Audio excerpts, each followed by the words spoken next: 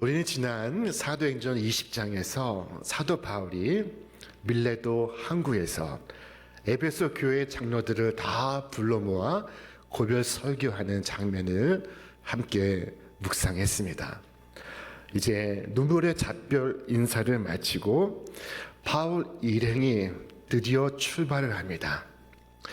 이제 이 21장부터는 바울의 환난과 그의 고난과 그의 아픔이 시작되는 장입니다. 바울의 긴 시간에 걸친 제1차, 제2차, 제3차 선교 여행이 실질적으로 끝나는 순간입니다. 바울은 밀레도에서 출발해서 곧바로 고스를 향해 갑니다. 그 다음은 로드로, 그 다음은 바바라로, 그 다음은 저 팔레스타인의 두로를 향하여 가는데 구브로를 왼편에 두고 지나갔다고 성경은 이야기해 주고 있습니다. 여러 장소를 지나서 팔레스타인에 처음 도착해 머문 곳은 이 두로입니다. 두로에는 예수님을 믿는 성도들이 이미 있었습니다. 그들이 바울을 알아보았습니다. 바울에게 인사를 합니다. 그곳 두로에서 성도들은 성령의 감동으로 바울이 예루살렘에서 겪게 될 고난과 그의 결박에 대해서 말해주고 있습니다. 그리고 바울에게 예루살렘에 들어가지 말 것을 적극 권고했습니다. 자, 우리 말씀 같이 읽겠습니다. 그 제자들이 성령의 감동으로 바울더러 예루살렘에 들어가지 말라 하더라. 여기서 우리는 깊이 생각을 해야 합니다. 이 짧은 한 문장 속에 성령의 말씀과 인간의 말이 함께 섞여 있습니다. 자, 성령이 무엇을 말씀했는가 하면은 예루살렘에 가면 핍박이 있을 것이다 하였습니다. 자, 그러나 가지 말라고 한 것은 아니었습니다. 그것은 제자들의 권면이었습니다. 핍박이 있다는 얘기는 성령이 한 것이요, 가지 말라고 한 것은 사람들이 한 말입니다. 성령의 감동을 받아서 사도 바울이 핍박을 받게 된다는 것을 알게 되었고 그들은 바울에게 가지 마십시오 라고 말했던 것입니다. 예루살렘에 올라가는 것은 하나님의 뜻이었고 그 일을 막는 것은 사람의 뜻이었다는 것입니다. 여러분, 많은 사람들이 하나님의 뜻에 대해서 오해합니다. 하나님의 뜻에 대해서 혼란스러워합니다. 하나님의 뜻을 분별하는데 어려움을 겪습니다.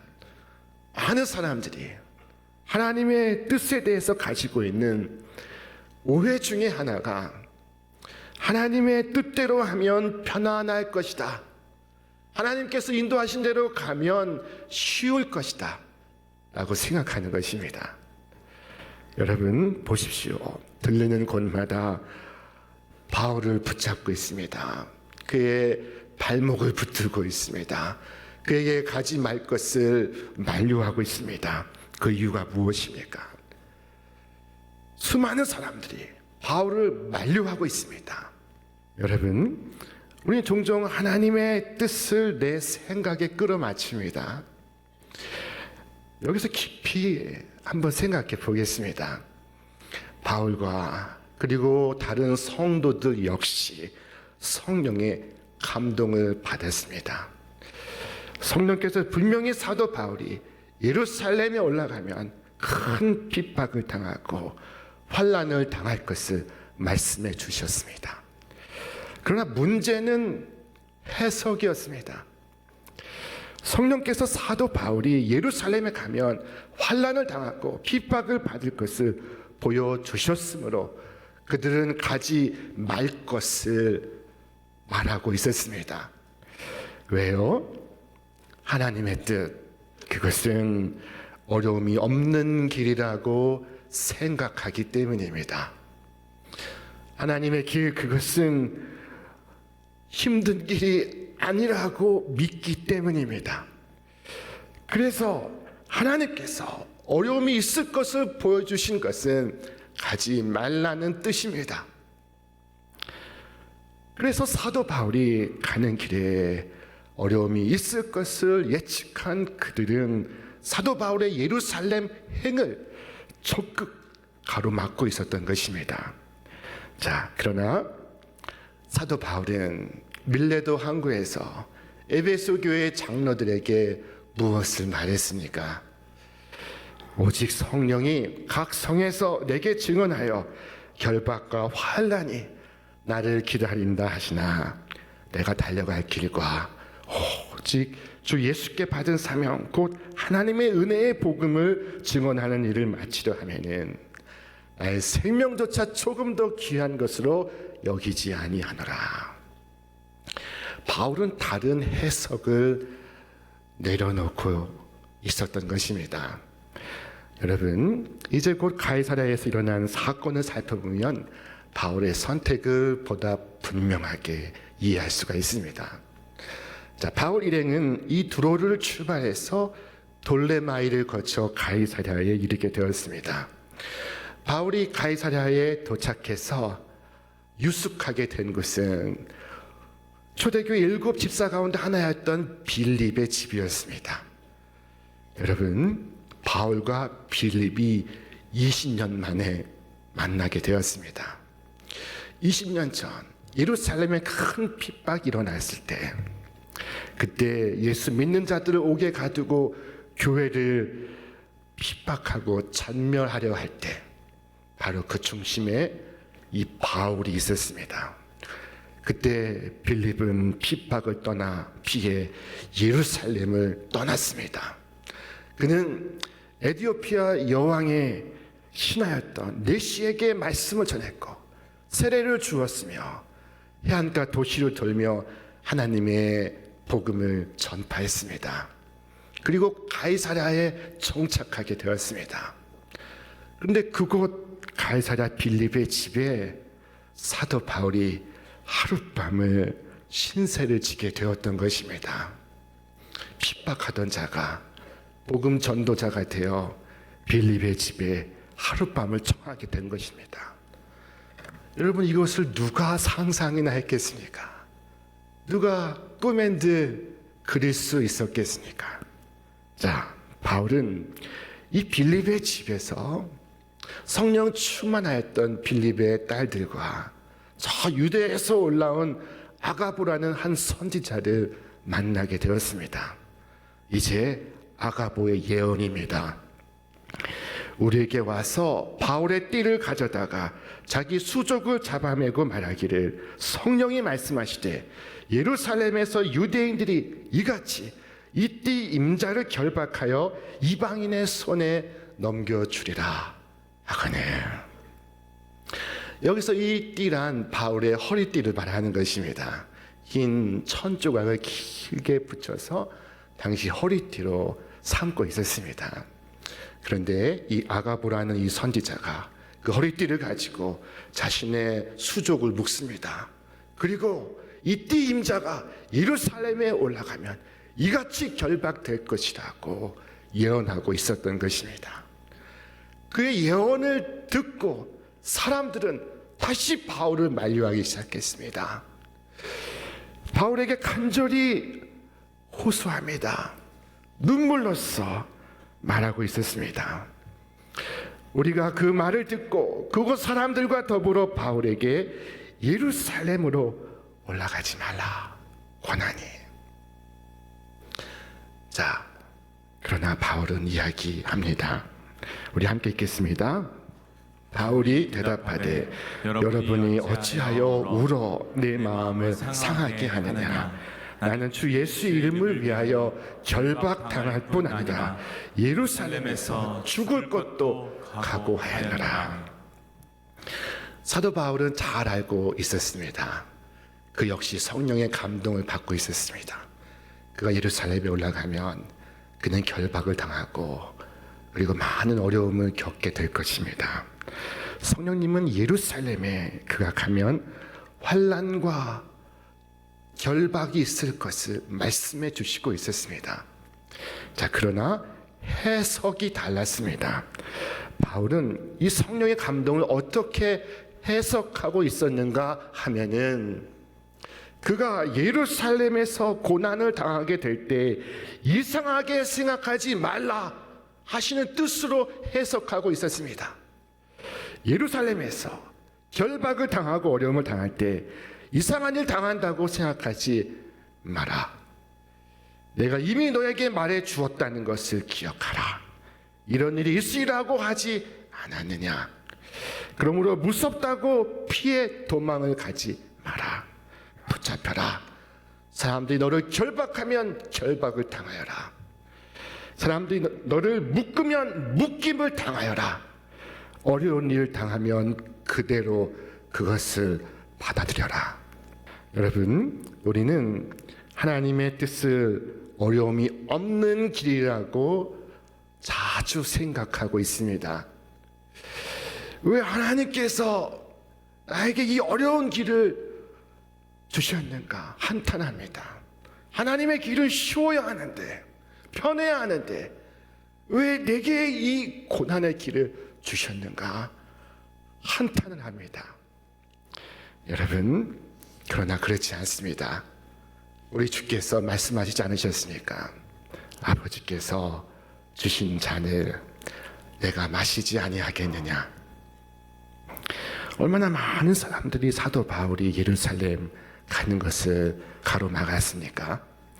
밀레도에서, 두로에서, 가이사랴에서 많은 사람들이 눈물로 만류했습니다. 간청하며 만류했습니다. 그러나 바울은 눈물의 권면을 받아들이지 않습니다. 그 뜻을 굽히지 않았습니다. 끝에서 그들은 말합니다. 그가 권함을 받지 아니하므로. 우리가 함께 있습니다. 우리가 주의 뜻대로 이루어지이다 하고 그쳤노라. 주의 뜻대로 이루어지이다 하고는 그들이 말하는 것을 그쳤다는 것입니다. 이제 주님의 뜻을 맡깁니다. 바울의 굳은 결심을 보고는 그들은 주의 뜻대로 이루어지이다 라고 고백했습니다. 주의 뜻대로. 이것이 결론입니다. 그리스도인들에게 이와 같은 믿음의 자세가 있어야 합니다.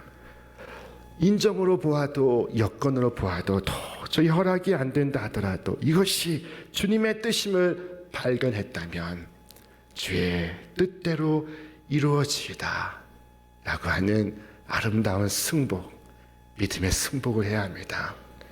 우리의 교회에서, 우리의 가정에서 이것이 주의 뜻이라고 우리가 믿는다면, 발견한다면 그때 우리는 아름다운 신앙의 승복을 할 수 있어야 합니다.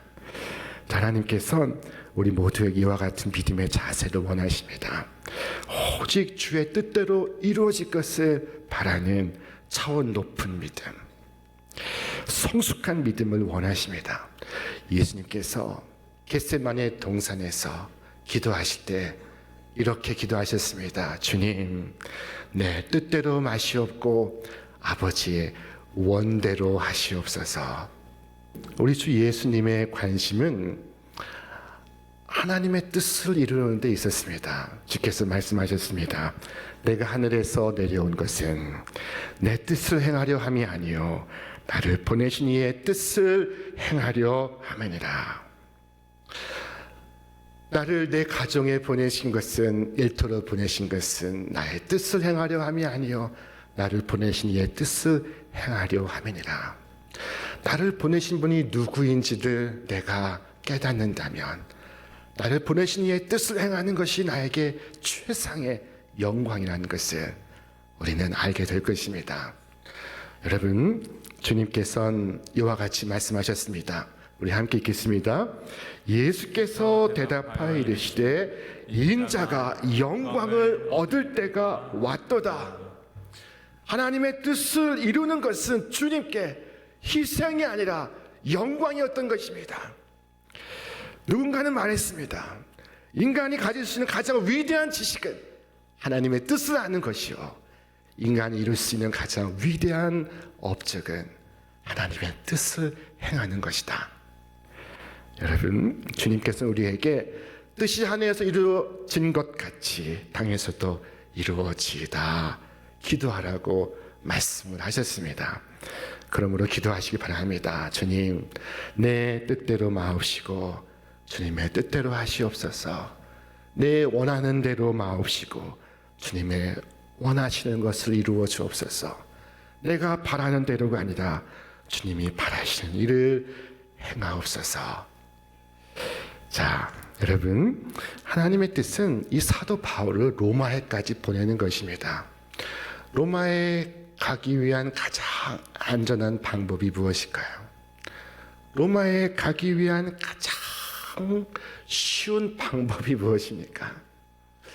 자, 그것은 로마의 병사들의 호송을 받고 가는 것입니다. 로마 병정들의 호의를 받으며 로마로 가는 것입니다. 그를 위하여 사도 바울은 예루살렘에서 체포되어야만 했던 것입니다. 로마의 시민권을 갖고 있었던 그가 나는 가이사 앞에서 재판을 받겠소 라고 선언해야만 했던 것입니다. 그를 위하여 그는 먼저 예루살렘에서 결박을 당해야 했던 것입니다. 여러분, 오늘 여러분에게 임하신 하나님의 뜻은 쉬운 길입니까? 어려운 길입니까? 힘든 길입니까? 아니면 편한 길입니까? 자, 여러분을 여러분의 가정으로 보내신 분이 누구십니까? 일터로 보내신 이가 누구십니까? 왜 무슨 목적으로 보내시고 있으십니까? 하나님께서 그곳에서 나를 있게 하신 이유가 무엇입니까? 여러분, 피하지 마시고 그곳에서 의연하게 주님의 뜻을 이루시기를 바랍니다. 주의 성령께서 나에게 두신 뜻을 이루시기를 바랍니다. 노숙자 사역을 하고 계시는 어느 목사님과 사모님이 있습니다. 이 사모님의 이름은 유정옥 사모님인데 그분이 쓰신 책이 울고 있는 사람들과 함께 울어서 행복하다라는 책입니다. 이 책에서 이 부부의 이야기를 기록하고 있습니다.